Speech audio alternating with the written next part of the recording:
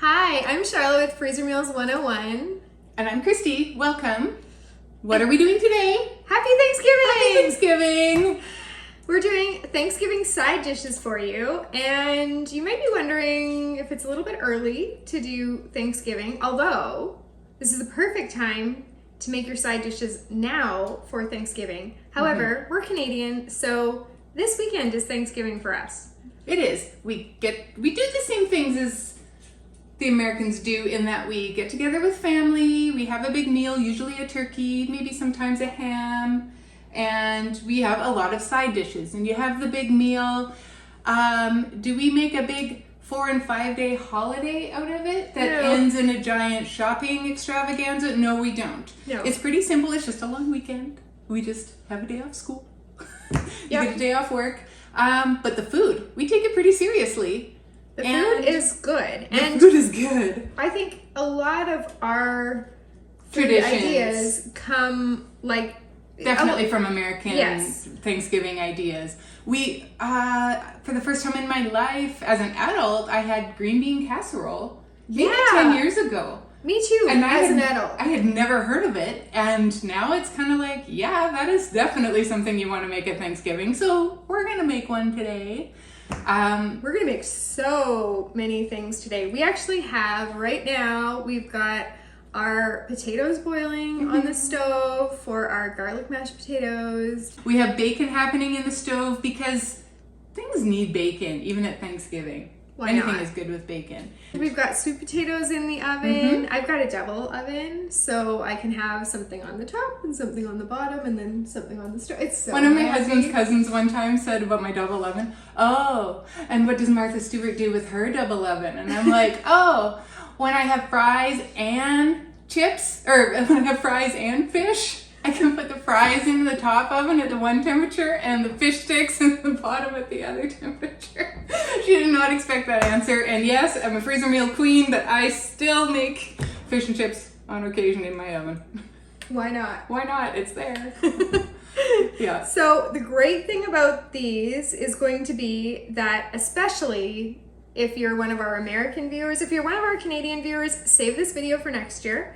If you're one of our American viewers, you can actually make these this week, next week, put them in your freezer, and then the day that Thanksgiving comes, instead of being in the kitchen while other people are visiting and relaxing and catching up, Is there a spending that game time on together. Thanksgiving? Is it one of those things I where think they're it's like, a football thing. there's a football thing on Thanksgiving? You tell us in Everybody's the watching comments. the game and you have to stand there and cook. Yeah, but this means you don't. Forget that. You're going to be in there watching the game too because the cooking has happened. You're just putting it in the oven. Heating. It's just heating. It is cooking You'll it, still have but to make your turkey. you still have to make your turkey.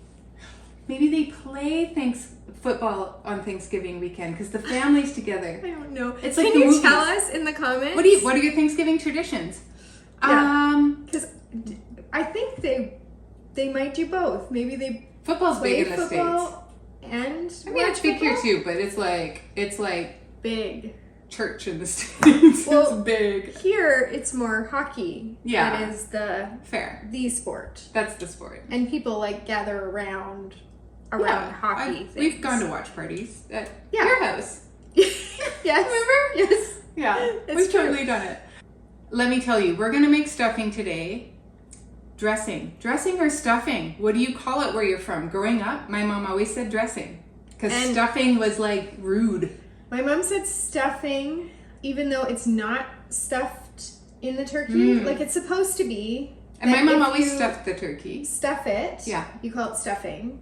Oh. And if you bake it, you call it dressing. Oh, but it's still dressing the turkey. So I think it could be either I don't or. know. This is. I bet you this it's a is what- Britishism. Maybe. And so Okay, our Brit viewers tell us, is it stuffing or dressing? Because I bet you the Canadians call it dressing because of that, but stuffing because of the Americans. you can do this recipe that we're going to share with you. We actually have 2 recipes, but we're getting there. Ours are so different. Yes. Because I make it how my mom made it. She makes it how her Auntie Glenda taught her. And then No, my friend Glenda that my kids call Auntie Glenda. Okay, you're right. You're right. Sorry. No, it's okay. I feel like calling her Auntie Glenda. This woman. She's so awesome. You would understand if you met her. Yes. But then my mother-in-law has one that includes cut up sausage in it. Oh, and that's different. Yes, and my auntie has one that has rice and raisins. Weird. So weird, right? Everybody has a little bit of everything. My mother-in-law is bringing her mom's stuffing this coming weekend because it's our Thanksgiving, and it's a hamburger-based stuffing. Oh, that's just wrong. So weird. I could see it being sausage. So today we're making Christie's stuffing / dressing. Mm-hmm. And we're making mine. Now, often I add pears or apples into mine, but because we're freezing it, we're not going to do that part. We could, because they would technically freeze, but I don't have any, so we're not. You don't think they'd go mushy? Well, that's why I'm not going to add them. No. So, because I don't. And there's a lot of moisture in it. When I froze it in my test kitchen, I had already added some of the chicken broth and stuff for moisture, and I think that is something that you should wait and add it on the day of. So I modified it in my test kitchen, and so I think the less moisture in the beginning is better, because you can always add it in after. Yeah. But you could put the apples in or pears in after. Now I want to try your dressing. It's so good. And she's allergic to celery, so she'll never really have the full effect of my dressing, but no. I made her a special batch that has chopped up water chestnuts because it still gives it the crunch without, without the headache. Yes. Yeah. So I am not having celery, but I'm having water chestnuts, which Christie modified her buffalo chicken dip years ago to the water chestnuts so that I can eat it, which is really kind of her. And then she modified it again and put twice as much hot sauce in it. That's true. It's so true. Today, we are making the stuffing / dressing. 2 varieties. Mm-hmm. We'll see which one you think is better. Vote. You can vote. That's so mean. I would never do that to us. No. That's They're so both funny. good. They're Christie's both an delicious. amazing cook, and I'm Sharla's sure an amazing cook. It's great. It's going to be great. We're making green bean casserole, which is a staple. Sweet potato casserole, which is like my favorite.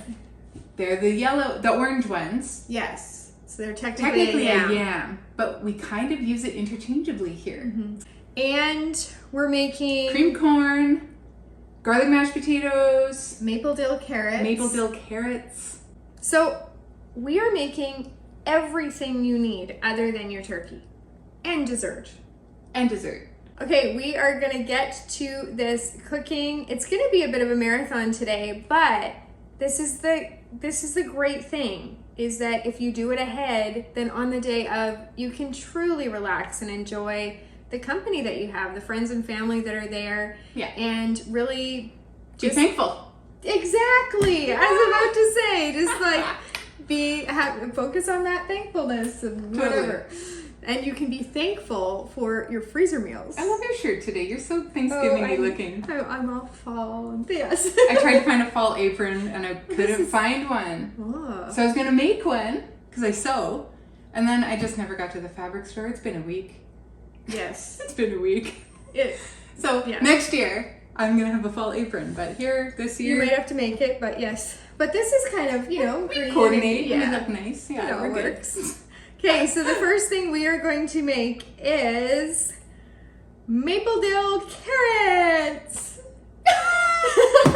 Okay, so for the maple dill carrots, we've got 3.5 cups. We did 4 cups actually, but the recipe, which you can find the full recipe in the Freezer Meals 101 Club, which is just awesome, and you should join because it'll make your life so much easier. But there's 4 cups of carrots, peeled and sliced, some olive oil, maple syrup, salt, pepper, fresh dill that I grew in my herb garden that I love. And you're just honestly gonna toss that together in a medium-sized freezer bag, or 2 medium-sized freezer bags or 1 large freezer bag.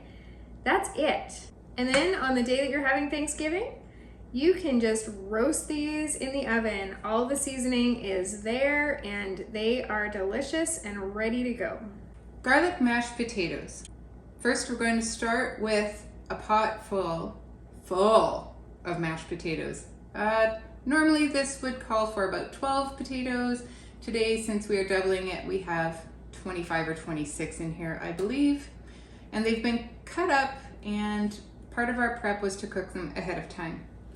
We are gonna cook them until they're soft and mash them, and just add in little bits of butter as you mash. Be generous with your butter. This is no time to hold back. Stir in your sour cream, garlic, chives, and a bit of salt and pepper. And then you want them to cool a little bit before you add them into your freezer bag. Doubling this should provide 2 full gallon freezer bags of, on the day that you want to reheat them, you want to thaw them, put them in a greased casserole dish, and put them in at 350 in your oven for around 20 minutes or until they're heated through. Also, you can do these in your slow cooker, and you can do them in a saucepan on your stovetop. The thing I like about the mashed potatoes, other than the fact that they're mashed potatoes, which is awesome, but is that because you can cook them on your stovetop, in your oven, or in your slow cooker, you know when you have a meal like Thanksgiving, often your oven is full of other things. Yeah. And so when you can just use a crock pot, it frees up your oven. So I really appreciate that about these mashed potatoes. Totally. Okay, I love sweet potato casserole, and so do most of my kids. Actually, I think all of my kids. And so I have to make generous amounts of this. So I cooked a lot of sweet potatoes or / yams in the oven. I throw some foil down in the oven to catch any drippings, and then just actually put them directly on the rack and cook them at 350. It depends on the size of the yam, how long I cook them for, but it's about an hour. You want to cook them until you can easily poke a fork through them. And then I just take the skin off. So you're going to put your cooked yams in a casserole dish or a foil tray and mash them. I like this Pampered Chef mashing tool-y thing. I don't even know what you call it, but masher thing. And mix and mash. Mix and mash? Is it the circle? It's round, yeah. Circly. Mix and mash. Okay, mix and mash. And then I add butter, brown sugar, pumpkin pie seasoning, Cajun seasoning, and red pepper flakes. Now that is the key to my sweet potato casserole, is you've got that mix of sweet and savory and sweet and a little bit of spicy. It's not spicy, but the pumpkin pie seasoning offsets the Cajun seasoning, so you just get that like zing and zip. It's just awesome. I get asked for this recipe a lot. If you're someone that likes to have a topping on your sweet potato casserole, if it's the marshmallow one, I wouldn't recommend freezing that, although I haven't tried it, so let me know in the comments if that would work. But if you're just going to do a brown sugar butter topping, that would be just totally fine, or even nuts in there as well would be fine. You can freeze it like that, or you can add your topping on the day that you cook this. You just go ahead and heat this, like thaw it and heat it in your oven while you're visiting with your company. I made 6 pies last week. They freeze nice too, you know. Totally. And next year around this time, I froze my apple pie without cooking it. And I signed up for a bi-weekly bag of vegetables called a CSA. I forget what it stands for, but it's basically a local farm that puts together a veggie bag for you. It's Riverbend Farms in our area, and they deliver it out to different locations around the city, and I just go in and pick it up. And it's every other week. And this last time, they gave me a pie pumpkin. So it's different than a jack-o'-lantern. It's only about this big, and it's enough to make 2 pies. And so I cut it and I roasted it, and then I pureed it, and then I made the pie. That's impressive. It was a long day, But I did make it. And then my father-in-law likes Impossible Pumpkin Pie. Google it. It's really neat. If you're not familiar with it, you can use Bisquick, which is like a baking mixture that you buy at the grocery store that it's got a little bit of lard in it. It's got a little bit of baking powder in it, and it's got the flour, and you just add it to it, and it makes its own crust, kind of. It's kind of neat. And then I made a couple of apple pies. I had a big Thanksgiving day. dessert. Yeah, I was on for dessert, and I said I'm bringing cream corn because you don't get a choice. I'm bringing because I'm making it, so you're getting it. Christie was busy in the test kitchen figuring out the cream corn. I did. I figured out the cream corn, how to freeze it, how to make it, and it's delicious. Oh, it's so good. And I added bacon to it because bacon. Why not? Yeah. This cream corn recipe is a banger. It's awesome. You start out with your frozen kernel corn. You're going to add a little bit of your cooked and crumbled bacon, a mega load of whipping cream or heavy cream, and just a teeny tiny bit of sugar and salt and some pepper, and then a big blob of butter. It is so easy. In a separate bag, we're going to go ahead and put a 1/4 cup of Parmesan cheese that's been shredded. So then on the day of cooking, you can put this right into your casserole dish, and you're going to take 1/2 cup of milk and 3 tablespoons of flour and whisk them together, because you're not going to be able to make a roux ahead of time for it to thicken, but if you add this in right into the casserole dish and mix it around really well, it will thicken as it cooks. So you're going to put it into the oven at 400, uncovered, for about half an hour, and then once it's starting to really thicken and starting to get a little bubbly, we're going to sprinkle on that Parmesan cheese and give it another 10 minutes and let it crisp up and brown up. And you will be so thankful that you tried this creamed corn. Thankful, get it? Sorry. It's so good though. Let's talk stuffing. Dressing. Dress. I'm teasing you. I don't care. I don't care. Don't tell my mom, but I don't care.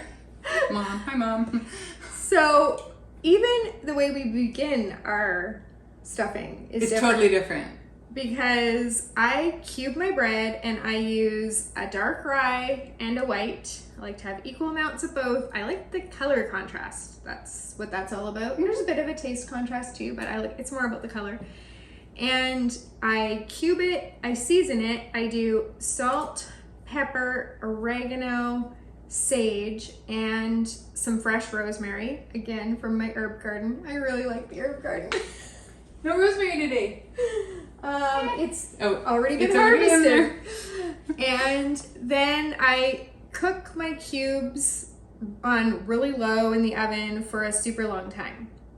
Whereas Christie, at our house, it always started out with the night before my mom laying out loaves of bread. Actually, she would do 1 loaf of bread because that would be enough to actually stuff the bird and have a little bit extra later, like around in a pan or in a foil or something.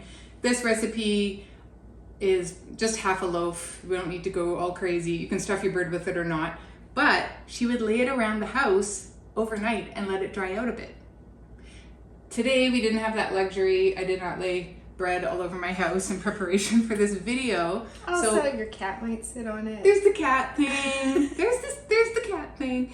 So I did try to do it in my oven when I was doing it in my test kitchen, and it didn't dry it out enough. There wasn't enough air circulation for it because I left it overnight to save it from the cat, and it wasn't enough. So what we did right now, just to get it ready, it's dry. It's not toasty, but it is dry.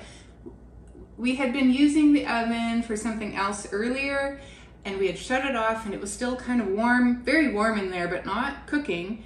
I just laid these right on the rack, and it was just 10 minutes, and it was enough to just kind of suck a bit of the moisture out of there, because when you don't want it too moist if you're putting it in your bird, but you're going to add some moisture back in the way of adding in some chicken broth or turkey broth so that you do have that moisture. Because when you put it in the bird, it gets very moist in there. It really does.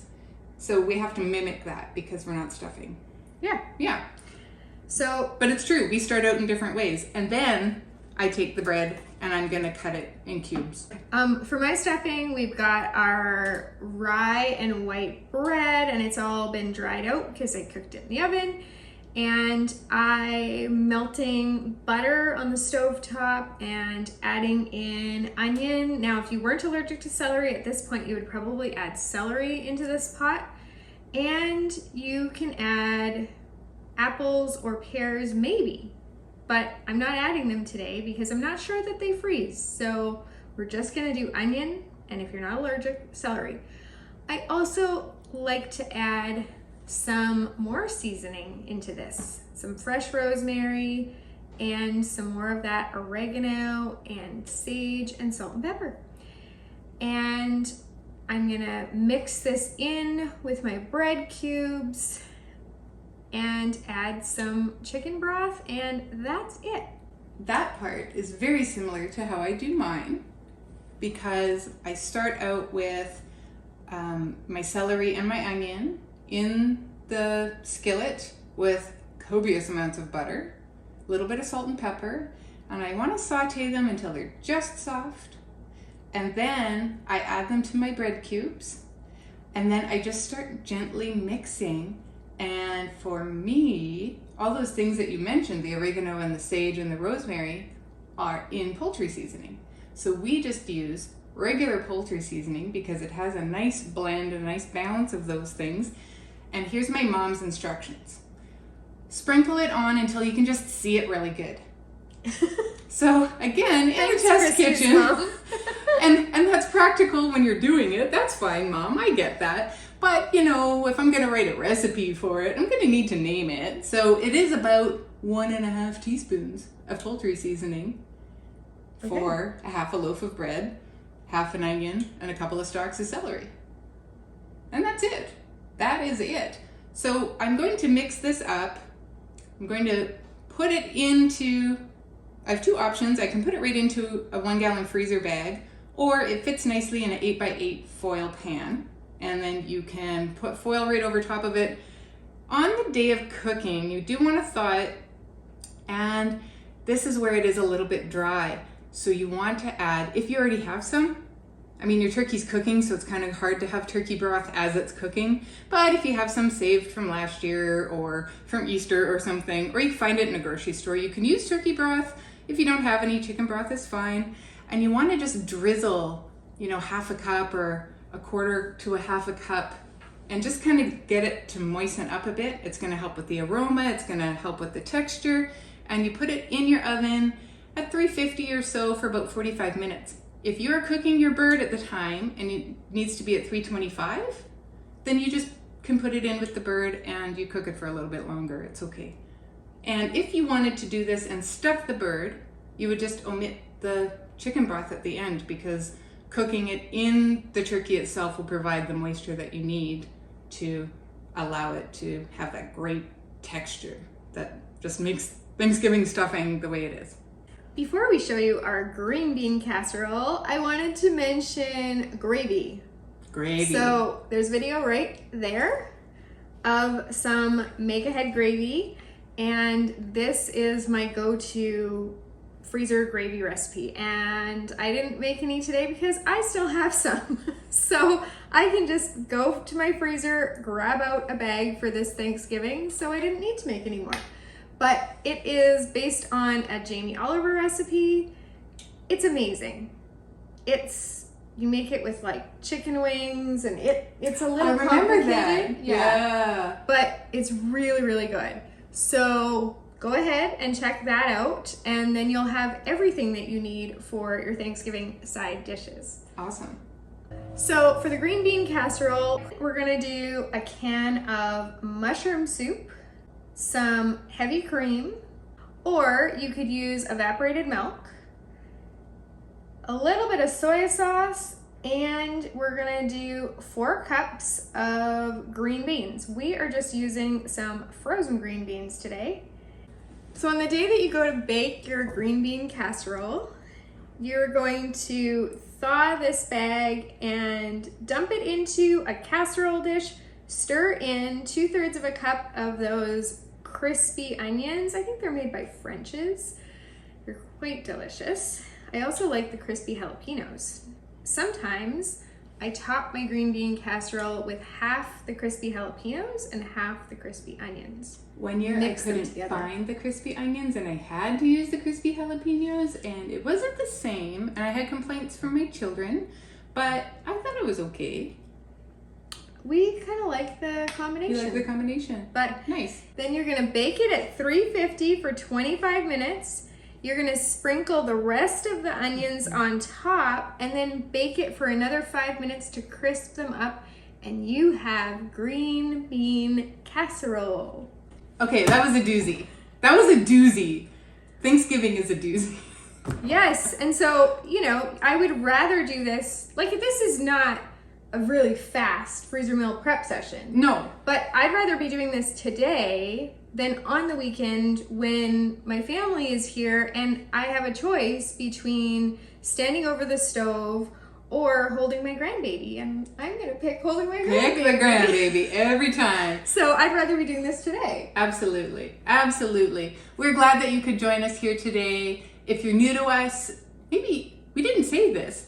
Sharla and I are neighbors. I live a couple doors down. So super handy, right? It is super handy. I don't know if I've had Thanksgiving dinner with you, but I've definitely had Easter with you. Yep. And we've certainly done Christmas stuff together. So this isn't new to us, but we're new to you maybe. So click like, click subscribe. We'd love to see you again. There's a few links below that you should pay attention to.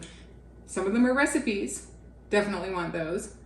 Some of them are for our website. We have a freezermeals101.com and we have a Freezer Meals Club.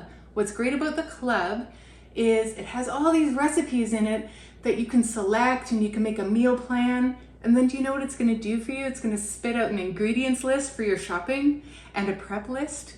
So you don't have to do all of that planning and the mind work, and it's seriously going to save your sanity. That is the best part about the club. And you could click on side dishes and it would populate all the side dish recipes. Absolutely. And you can pick, because maybe you want to do a bit of a more non-traditional Thanksgiving side dish. Do you want to talk about non-traditional for a second? We used to have a pastor at our church that was in Poland for some of his life. Like he and his wife, I think maybe were missionaries there or something. He spent time there. They also celebrate Thanksgiving, but he said sturgeon is their big meal.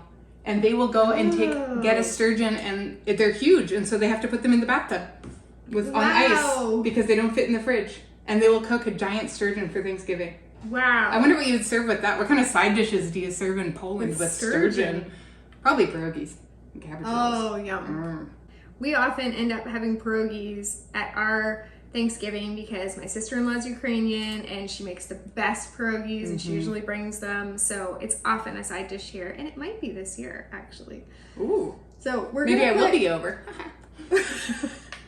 You've had her pierogies. I've had her pierogies. Of course I have. They are fantastic. Okay, we're going to put a link there to that gravy video so that you can round out your Thanksgiving side dishes. Thank you for joining us. It was good to see everybody. Happy Thanksgiving. Happy Thanksgiving. And happy cooking.